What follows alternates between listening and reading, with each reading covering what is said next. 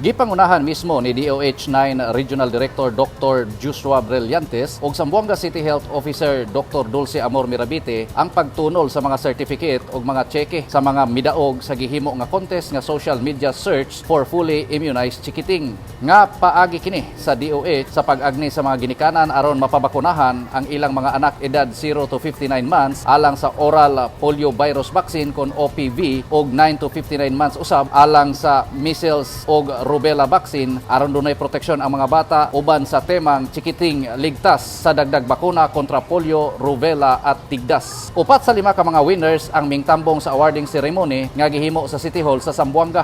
Padaghanay og likes and share sa social media sa mga post kabahin sa pagpabakuna ang kriteria sa contest. Recognize natin yung mga nanay na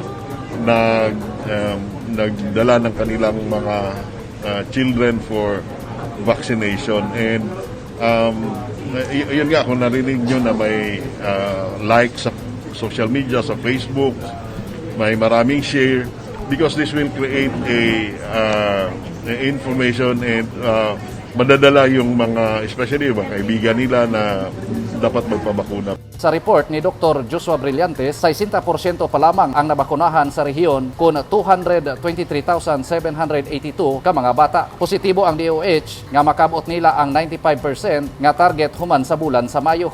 So far, nasa pangatlong linggo na tayo sa vaccination natin, and yung 2 linggo maganda naman yung accomplishment natin sa buong peninsula, although we were not able to reach yung target natin na dapat by second week nasa 85% na tayo, but at least nasa 61%, and kung tuloy-tuloy itong trend ng pagbakuna natin, we are sure na mahihit natin yung 95% at the end of the campaign.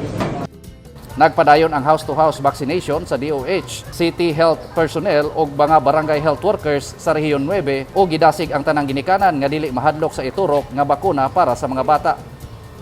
Gikan sa Asia's Latin City, Ciudad de Zamboanga, June Tubilag, Newsline Philippines, stay safe.